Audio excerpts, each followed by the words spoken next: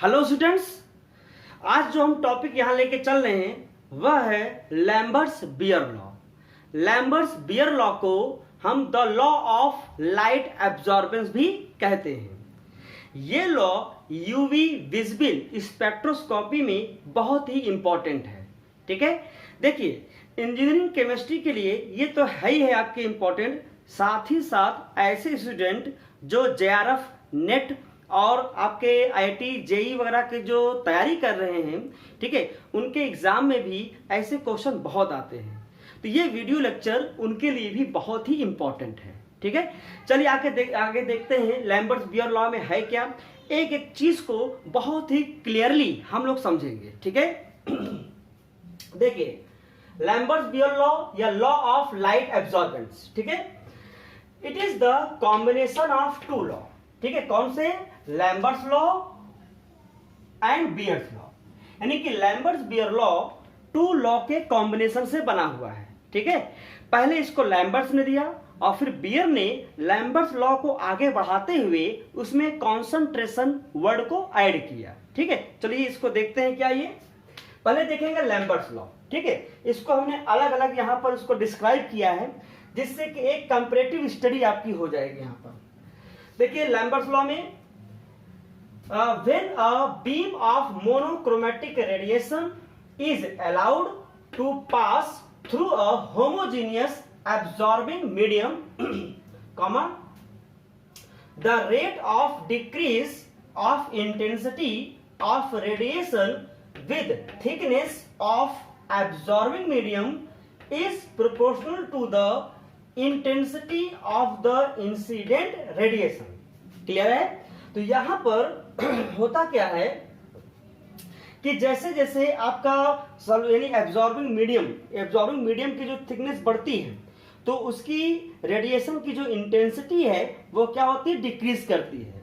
तो उसी इंटेंसिटी का जो रेट है वह डायरेक्टली प्रोपोर्शनल होगा किसके? Incident radiation. देखिए कैसे यहां पर होता है। सपोज दैट हमने यहां पर एक सेल लिया हुआ है। सेल मतलब एक ग्लास का क्यूब होता है जिसमें कि हम एब्जॉर्बिंग सॉल्यूशन को लेके चलते हैं। ठीक है, ये आपका सेल है। ठीक है, और इसी में हमने क्या लिया हुआ? ये एब्जॉर्बिंग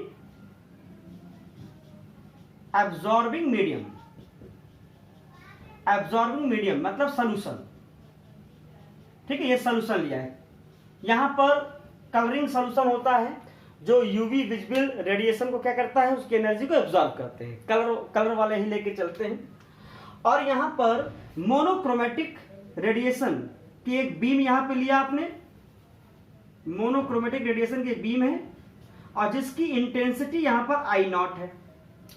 तो जैसे ही इस रेडिएशन को इस सॉल्यूशन से पास करेंगे, ठीक है, और इसमें जो बाहर निकलेगा इसका जो ट्रांसमिटेड रेडिएशन है, ये ट्रांसमिटेड रेडिएशन,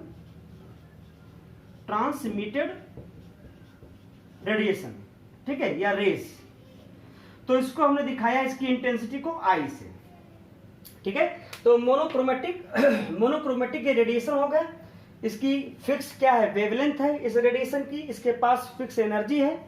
जैसे ही इस सेल से जाएगा, इसके अंदर जो सॉल्यूशन है उससे पास होगा, जिसकी थिकनेस यहां पर हमने ले लिया x यहां पर इसकी थिकनेस है। ठीक है, तो इसकी इंटेंसिटी क्या होगी? डिक्रीज होगी। क्यों डिक्रीज होगी? क्योंकि इस रेडिएशन की एनर्जी इस एब्जॉर्बिंग मीडियम ने क्या किया? एब्जॉर्ब किया। तो जिससे अब जो रेडिएशन पास हो रहा है उसकी इंटेंसिटी क्या हो रही है? डिक्रीज हो रही है। तो यहां पर जो लिखा है कि rate of decrease of intensity DI और किसके? With thickness dx।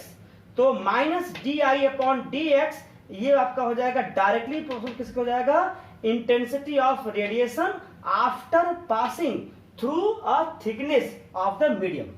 ठीक है, उसके डायरेक्टली प्रोपोर्शनल हो जाएगा। देखिए ये जो माइनस वर्ड यहाँ पर, ये सॉरी माइनस जो साइन लिखा हुआ है, ये क्या है? इसका मतलब होता है डिक्रीज होना। आपने इंटरमीडिएट में केमिकल काइनेटिक्स पढ़ा होगा, उसमें रेट ऑफ रिएक्शन आपने देखा था। तो रेट ऑफ रिएक्शन का जो मैथमेटिकल फॉर्म आपने देखा होगा dx/dt, तो वहां जो माइनस लगता था तो उस माइनस का मतलब क्या होता था? उस माइनस का मतलब होता है decreases in rate of reaction. ठीक है, यानी कि रेट ऑफ रिएक्शन वहां क्या होता था? डिक्रीज होता था। बिल्कुल वही कॉन्सेप्ट यहाँ लेके चलिए। तो यहाँ जो माइनस लगा हुआ है, इस माइनस का मतलब होता है कि यहाँ पर जो इंटेंसिटी है उसका जो रेट है वो क्या हो रहा है, डिक्रीज हो रहा है।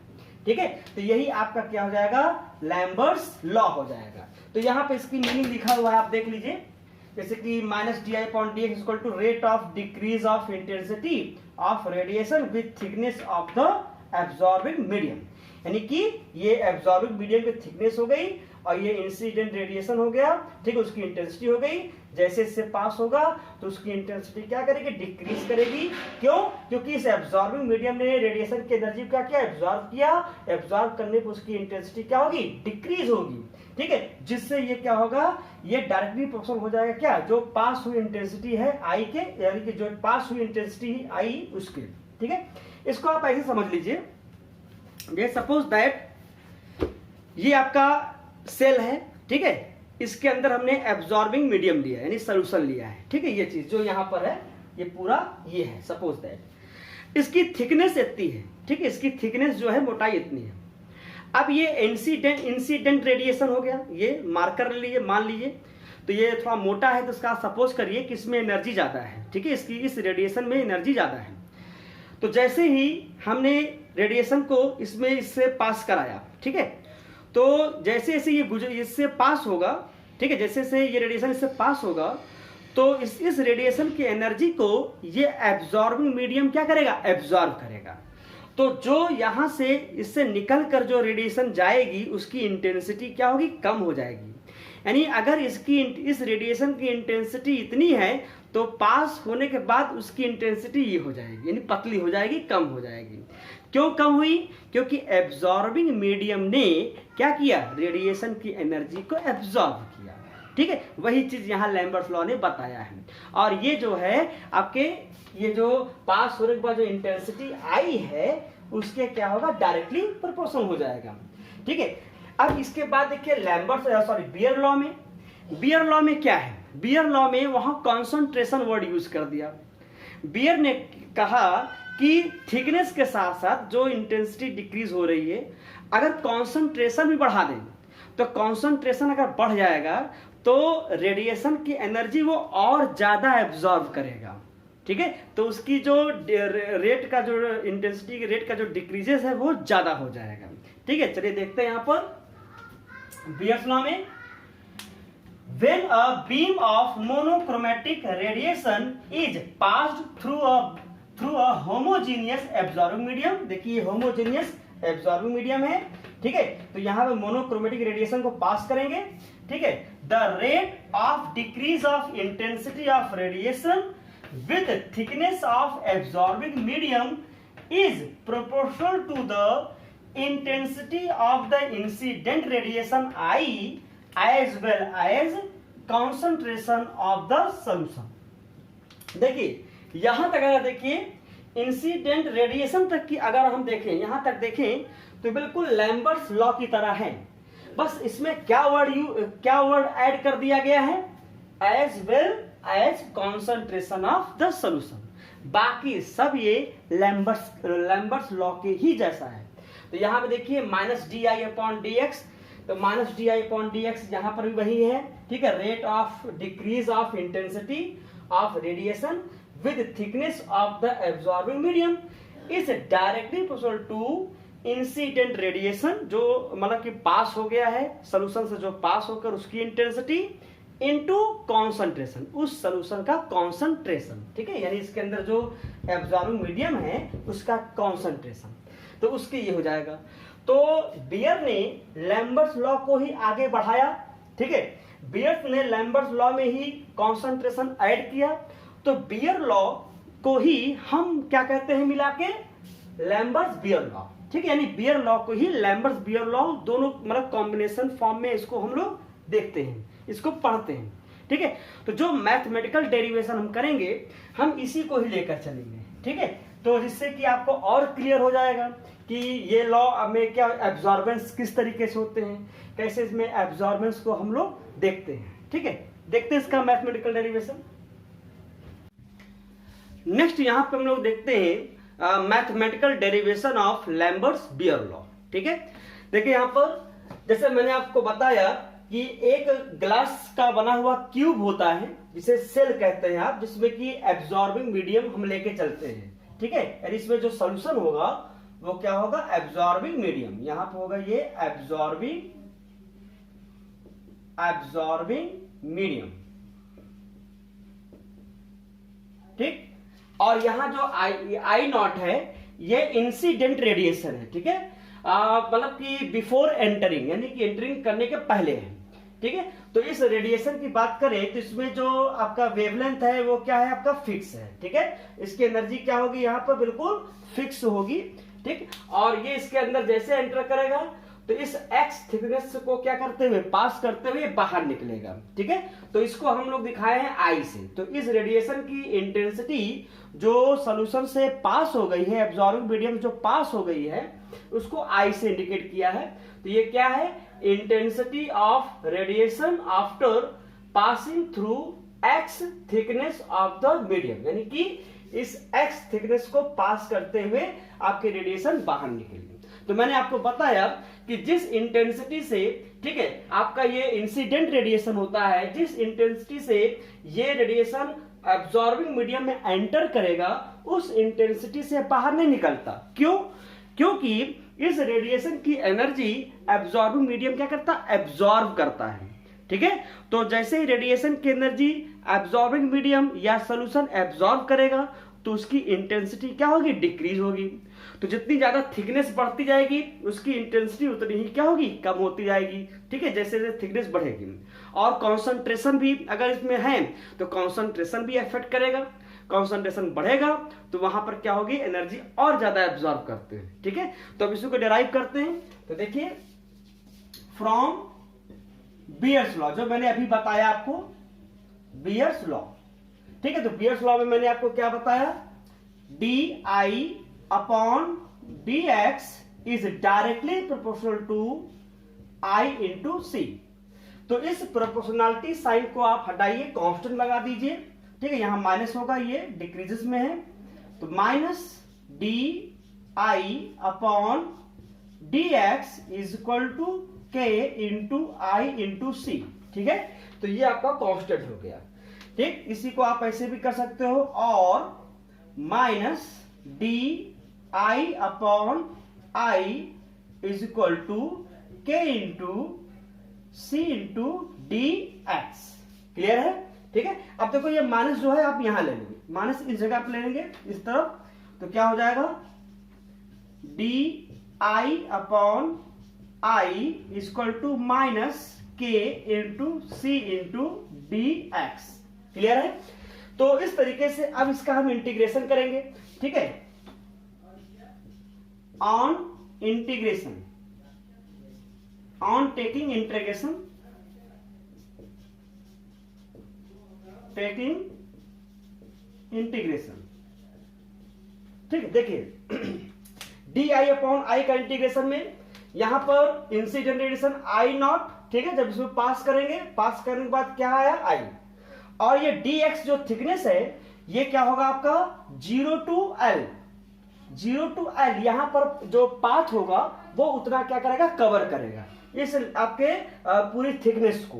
क्योंकि जो यहां एब्जॉर्बेंस होगा इस एब्जॉर्बिंग मीडियम के थ्रू, वो एकाएक नहीं होगा, ये क्या होगा, स्टेप बाय स्टेप होगा, ठीक है। यानी कि जैसे थोड़ा सा रेडिएशन पास किया, यहां पर एनर्जी एब्जॉर्ब हुई, फिर उसके बाद थोड़ा और आगे गया तो यहां पर एनर्जी एब्जॉर्ब हुई, ठीक है। डिफरेंशिएशन फॉर्म में आप देखते हो। तो इसलिए जब इसका इंटीग्रेशन करेंगे, देखिए यहां मैं कर रहा हूं, यहां पर डी आई अपॉन आई, तो इसका हो जाएगा I naught to I equal to minus के इंटू सी, और ये d x thickness L to zero, ये पाथ यहां पर क्या करेगा, कवर करेगा। तो यहां पर हो जाएगा, सॉरी 0 टू L है, 0 टू L, तो 0 टू L ये हो गया। इसको हम सॉल्व करेंगे, जब इसको सॉल्व करेंगे मैथमेटिकल आप जानते ही हो अच्छे से, ठीक है। ln आई हो जाएगा I naught to I is equal to, इसका लिमिट लेके चलेंगे, माइनस के इंटू सी ठीक है, ये हो जाएगा x 0 to n। इसको और फर्दर सॉल्व करेंगे तो ये हो जाएगा ln I minus ln I not is equal to minus k into C into क्या हो जाएगा ये l माइनस जीरो। ठीक है, तो उसको आप और सॉल्व करिए। यहां पर ये ln I minus ln I not वही log a minus log b is equal to क्या हो जाएगा, आपने पढ़ा होगा ये log a minus log b is equal to log a upon b। ये पढ़ा था ना, बिल्कुल वही चीज यहां पे लेके चलेंगे। तो ये हो जाएगा ln I upon I not is equal to minus k into C L. Clear? तो अब ये माइनस हटा देंगे, जब माइनस हटा देंगे तो ये I नॉट ऊपर हो जाएगा और I यहां पे नीचे आ जाएगा, और ln I not upon I is equal to k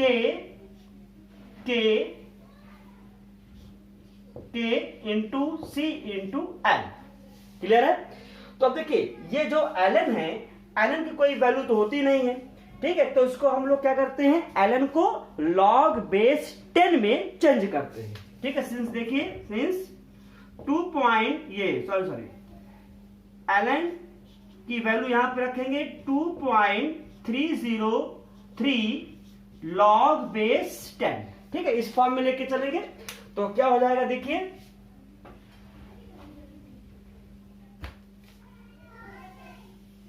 यहां पर तो 2.303 log base 10 I not upon I is equal to k into C into L. Okay, तो अब यहां पर आप इसको फर्दर कर सकते हो, और k is equal to 2.303 upon C into L log base 10 I not upon I। ठीक है, अब आप देखिए ये कांस्टेंट है ये, ठीक है, और ये 2.303 upon C L log base 10 I not upon I। ये इक्वेशन कहीं ना कहीं आपने इसको पढ़ा है, इस इक्वेशन को, मतलब इस तरह के इक्वेशन को कहीं ना कहीं आपने पढ़ा है। याद करिए, आपने केमिकल काइनेटिक्स में फर्स्ट ऑर्डर रिएक्शन का जब इंटीग्रेशन डेरिवेशन किया था तो यही इसी तरीके का इक्वेशन आपने देखा था। कैसे देखा था, देखिए क्या देखा था, k equal to 2.303 upon t log, ठीक, a upon a minus x। ये इक्वेशन था ना फर्स्ट ऑर्डर का, बिल्कुल उसी तरीके से है कि नहीं यहाँ पर ये। ठीक है, तो ये इसीलिए मैंने ऐसे करके बताया है। तो यहाँ पर जो आपका ये रेडिएशन यहाँ एब्जॉर्ब हो रहा है एक तरीके का फर्स्ट ऑर्डर की ही तरह, फर्स्ट ऑर्डर रिएक्शन की ही तरह है यहाँ पर। ठीक है, तो मैं इसको बता दे रहा हूं। अब इसी को और करके, ठीक है, हम ऐसे लिख सकते हैं, और ठीक है, यहां पर हो जाएगा log base 10 I not upon I is equal to, ठीक है, ये हो जाएगा इसी में k upon 2.303 into C into L. ठीक है, सी इंटू एल ये हो गया। तो ये log base 10 I not upon I को हम यहां पर लिखते हैं क्या, a, ठीक है, is equal to k upon 2.303 को हम यहां लिखते हैं एप्सिलॉन, ठीक है, इंटू सी इंटू एल। तो ये जो a यहां पे हमने लिखा हुआ है, ये a हमारा हो जाएगा एब्जॉर्बेंस। क्या होगा ये, एब्जॉर्बेंस। और जो ये एप्सिलॉन यहां पे जो लिखा हुआ है ये हमारा हो जाएगा एब्जॉर्प्टिविटी कोफिशिएंट। अभी मैं पूरा लिख दे रहा हूं, उसका फुल फॉर्म लिख दे रहा हूं। तो ये a क्या हो जाएगा, यहां पर a हो जाएगा आपका a absorbance log base 10 I not upon I, ठीक है, और यहां पर एप्सिलॉन क्या हो जाएगा, ये हो जाएगा k अपॉन 2.303। तो यहाँ log base 10 I not upon I को A से हमने किया है, इसको मैंने आपको बताया भी क्या कहते हैं इसको, एब्जॉर्बेंस। क्लियर? तो इस तरीके से इसके पूरे फुल फॉर्म को मैं भी लिख रहा हूं। अब इसके बाद इसका ट्रांसमिटेंस देखेंगे। ट्रांसमिटेंस का मतलब ये जो आपके ये जो इंटेंसिटी मतलब पास हो रही है, जिस रेडिएशन की इंटेंसिटी जो पास हो रही है, ठीक है, इसे कहेंगे ट्रांसमिटेड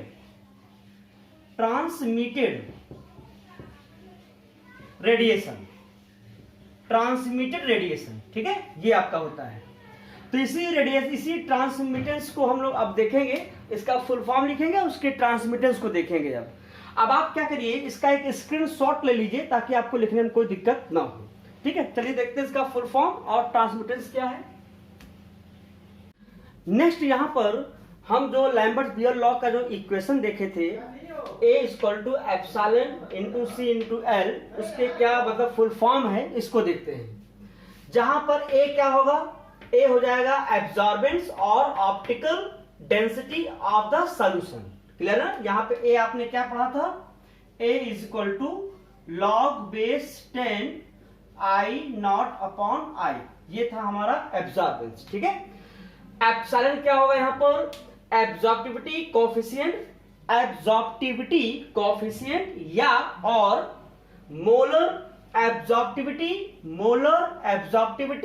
और एक्सटेंशन एक्सटेंशन कोफिशिएंट। ठीक है, सी क्या होगा, कॉन्सेंट्रेशन ऑफ सॉल्यूशन या जो एब्जॉर्बिंग मीडियम होगा उसका कॉन्सेंट्रेशन मोल पर लीटर, और एल क्या है यहां पर, length of the sample tube containing solution, यानी उस ट्यूब का या सेल का जो आपका होगा क्या लेंथ होगा, जिसमें आपका एब्जॉर्बिंग मीडियम या सॉल्यूशन रहेगा। जैसे ये देखिए यहां पर ये आपका ये सेल हो गया, सेल या ट्यूब, और ये इसकी ये लेंथ, इस कंटेनर की लेंथ। यहां पे क्या था, ये incident radiation, intensity of incident radiation, और यहां से क्या होता था, इंटेंसिटी ऑफ पासिंग जो रेडिएशन होगा, जो इससे पास होगा, आई।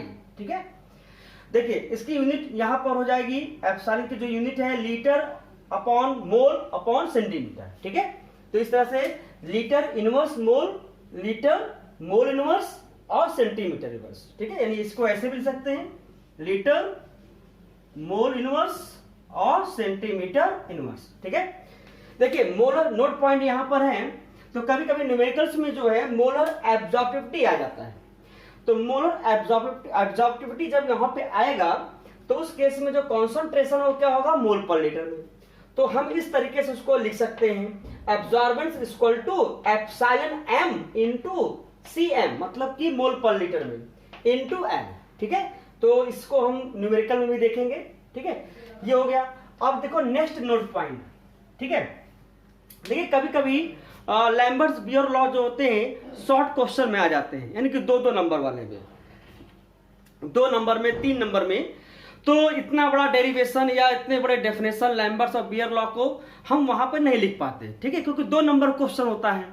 तो जो शॉर्ट क्वेश्चन होते हैं, अगर आ गया what is Lambert's Beer law, तो आप यहां पर इसको ऐसे भी बता सकते हो, जैसे कि we can say according to Lambert's Beer law the absorbance, यानी कि ये absorbance A is proportional to the product of the concentration of solution and path length of cell और कंटेनर, यानी कि ये कंटेनर, सेल कहेंगे या ट्यूब कहेंगे या फिर इसको क्या कह सकते हैं, कंटेनर। ठीक है, तो इस कंटेनर की ये पाथ लेंथ हो गया। तो क्या हो जाएगा, according to Lambert's Beer law absorbance is directly proportional to, ठीक है, concentration of solution into L। अब देखो एप्सिलॉन क्या है, ये कांस्टेंट है, मैंने आपको बताया था, है ना। एप्सिलॉन यहां पर हो जाएगा क्या, K/2.303। तो यहाँ पे K क्या है, ये कांस्टेंट ही है, तो एप्सिलॉन भी कांस्टेंट हो जाएगा। तो यहाँ पर क्या करेंगे, इसी प्रोपोर्शनलिटी साइन को हटाने के लिए इस कांस्टेंट को लगा देंगे। तो ये हो जाएगा आपका A एप्सिलॉन C × L। तो ये आपके 2 मार्क्स के क्वेश्चन जो आते हैं, ये उनके लिए आपका आसानी से आप लैम्बर्ट्स बियर लॉ को बता सकते हैं। अगर लॉन्ग क्वेश्चन आया 10 नंबर का आ गया तो फिर वहां पे लैम्बर्ट्स बियर लॉ को एक्सप्लेन करिए और इसके एब्जॉर्बेंस को डेराइव करिए। ठीक है, तो यहां पर एब्जॉर्बेंस क्या करना पड़ेगा, डेराइव करना पड़ेगा। ठीक है, ये हो गया। नेक्स्ट यहां पे है transmittance.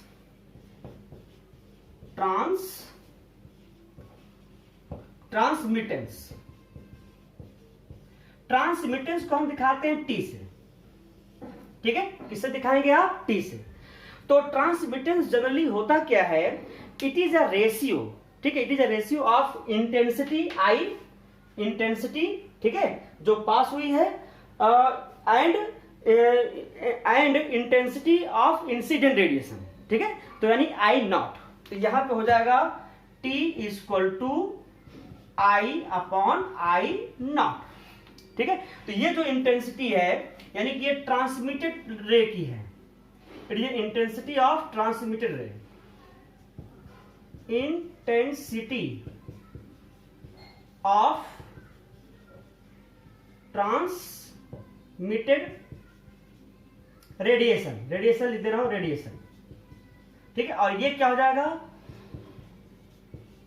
Intensity of incident radiation.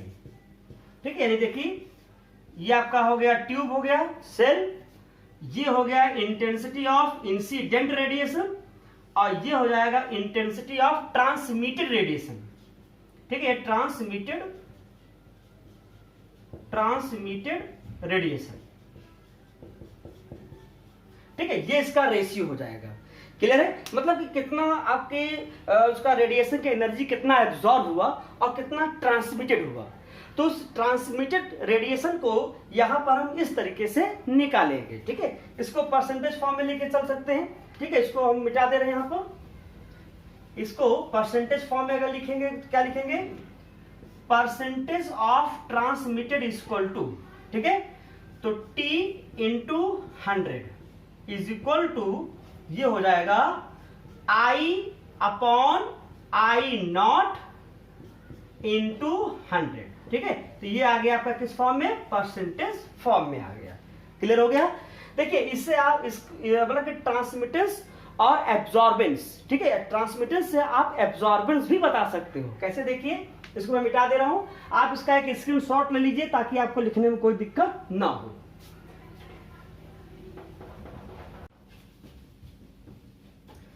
देखिए यहां पर ये जो ट्रांसमिटेंस है, ये ट्रांसमिटेंस इसकी जो वैल्यू होती है ये 0 to 1 तक होती है। ठीक है, 0 to 1 तक होगी। अगर मान लो यहां पे ट्रांसमिटेंस अगर 0.5 आता है, ठीक है, तो इसका परसेंटेज T% निकालेंगे, इंटू 100 कर देंगे आप। ठीक है, तो ये क्या आएगा, 50%। तो 50% ट्रांसमिटेंस का ये मतलब हुआ कि 50% क्या हुआ, रेडिएशन हमारा ट्रांसमिटेड हो गया। ठीक है, आपके सैंपल सोल्यूशन से। जैसे यहां देखिए ये हो गया, मान सपोज दैट ये कंटेनर हो गया सेल, और इसमें आपने सोल्यूशन लिया हुआ है एब्जॉर्बिंग मीडियम। ठीक है, सोल्यूशन, और यहां पे ये हो गया इंटेंसिटी ऑफ इंसिडेंट रेडिएशन, और ये हो जाएगा इंटेंसिटी ऑफ ट्रांसमिटेड रेडिएशन। ठीक है, ट्रांसमिटेड रेडिएशन कहो, ये ट्रांसमिटेड रेडिएशन कहिए, या फिर passing radiation from passing radiation through medium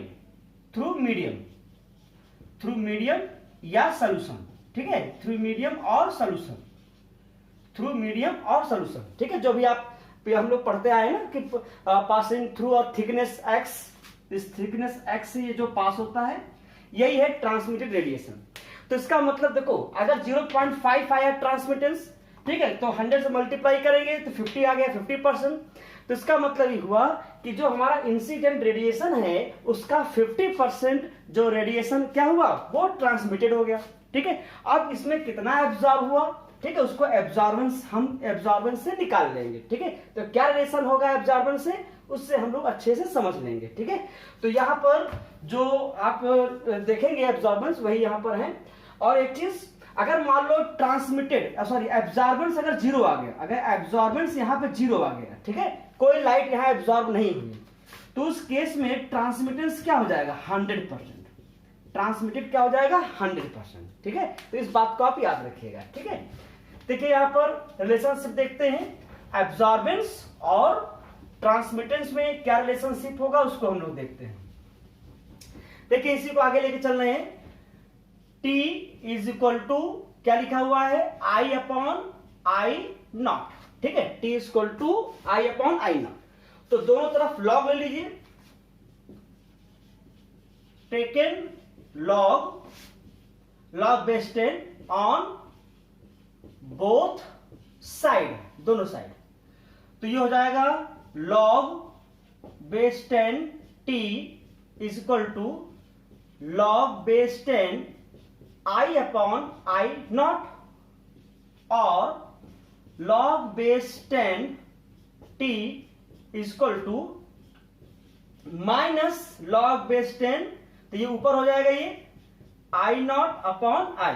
ठीक है, जैसे आपने माइनस लिया आपने, तो ये ऊपर हो जाएगा, ये नीचे हो जाएगा। ठीक है, अब देखो यही आपका log base 10 I not upon I क्या है, एब्जॉर्बेंस है। ठीक है, तो यहां देखिए log base 10 T is equal to minus E। ठीक है, ये आ गया, क्यों, सिंस log बेस 10, ठीक है, log base 10 A is equal to log base 10 I not upon I। ठीक है, ये पूरी वैल्यू क्या हो गई, A हो गई। अच्छा, इसको ऐसे भी लिख सकते हो, A is equal to minus log base 10 T, और A इज इक्वल टू ये हो जाएगा log base 10 1 upon T, 1 upon T। ठीक है, इससे आप कर सकते हो। तो आपको ट्रांसमिटेंस दिया रहेगा तो एब्जॉर्बेंस आपको आसानी से आ जाएगा। तो इस तरीके से हम यहां पे कह सकते हैं कि आपके logarithm reciprocal of transmittance, logarithm reciprocal of transmittance is called absorbance. क्या हो जाएगा ये, एब्जॉर्बेंस, एब्जॉर्बेंस। ठीक है, इसको आप निकाल सकते हो। ठीक है, इस तरीके से आपके न्यूमेरिकल्स आएंगे, तो उस न्यूमेरिकल्स को हम लोग आगे सॉल्व करेंगे, तो इससे ये कॉन्सेप्ट जो है आपको और क्लियर हो जाएगा। ठीक है, ओके, देखते हैं न्यूमेरिकल यहां पे आगे।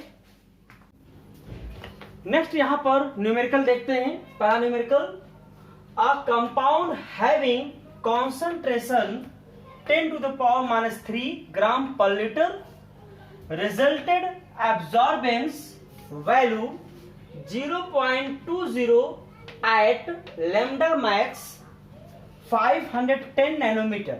ठीक है, लैम्डा मैक्स मीन्स उसका जो वेवलेंथ है वो, यूजिंग 1.0 सेंटीमीटर सेल। सेल मतलब वो जो आपका जिसमें सॉल्यूशन रखा जाएगा। ठीक है, आपका टेस्ट ट्यूब जैसा स्ट्रक्चर होता है। ठीक है, उसकी लेंथ कितनी है 1.0। Calculate its absorptivity and molar absorptivity values, यानी कि एप्सिलॉन यहां पे कैलकुलेट करना है।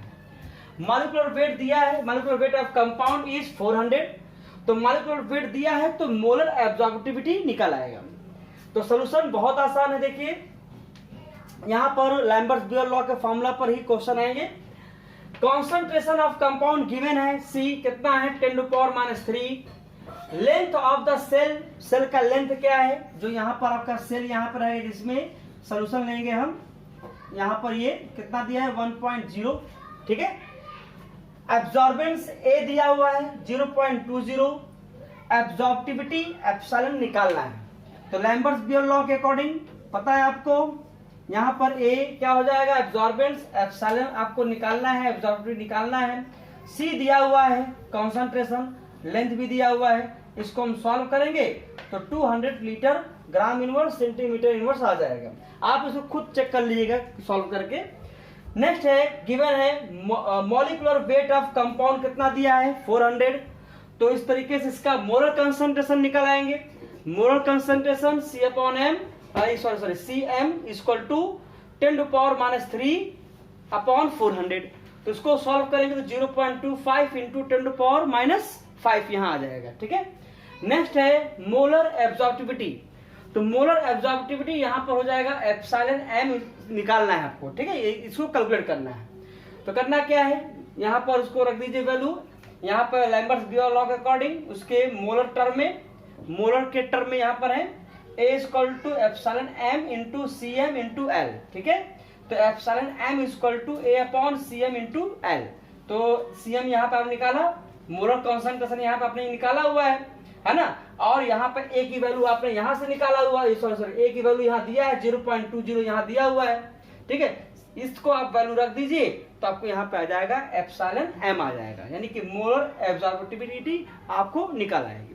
तो इस तरीके से यहाँ पे सिंपल न्यूमेरिकल आप लगाएंगे। नेक्स्ट न्यूमेरिकल देखते हैं और क्या है इसमें। नेक्स्ट न्यूमेरिकल बहुत छोटा सा न्यूमेरिकल है यहाँ पर। ठीक है, ये 2 मार्क्स क्वेश्चन में आते हैं। देखिए, calculate absorbance if percentage transmittance of a solution, यानी कि परसेंटेज टी इज 80, यानी 80 दिया हुआ है। इसका क्या दिया हुआ है, परसेंटेज ट्रांसमिटेंस दिया है। तो यहाँ पे देखिए सॉल्यूशन, तो A इक्वल टू क्या होता है एब्जॉर्बेंस, मैंने बताया था कि एब्जॉर्बेंस को आप लॉगरिथम रेसिप्रोकल ऑफ ट्रांसमिटेंस बता सकते हैं, log 1/t। ठीक है, इक्वल टू लॉग, इसी को t को क्या होता है, t क्या होता है वहां पे I/I0 होता है। तो जब इसको इसमें टर्म में लेंगे तो अपॉन t में थी ऊपर चला जाएगा I0/I। आप देखिए ट्रांसमिटेंस में जो हमने बताया था वहां पर, तो I0 की वैल्यू यानी कि 80 यहाँ पे दिया है, आपकी I की वैल्यू 80 दिया हुआ है, तो परसेंटेज दिया हुआ है ये, तो 100 में 80। ठीक है, तो यानी कि जो हमारा इंसिडेंट रेडिएशन होगा वो कितना होगा 100, और जो जितना पास होगा इमिटेड जो रेडिएशन होगा वो क्या होगा I। ठीक है, तो 100/80 तो कितना आ जाएगा 0.097। ठीक है, तो पूरा सॉल्व करने पर आपको log 100/80 को सॉल्व करने पर 0.097 आपका आएगा। तो आप उसको खुद चेक कर लीजिएगा सॉल्व करके। तो इस तरीके से लैम्बर्ट्स बियर लॉ के आपके डेरिवेशन, उसकी डेफिनेशन, ठीक है, और उस पर बेस्ड न्यूमेरिकल, तो ये एग्जाम में आते हैं, आप उसको अच्छे से तैयार कर लीजिएगा। ओके।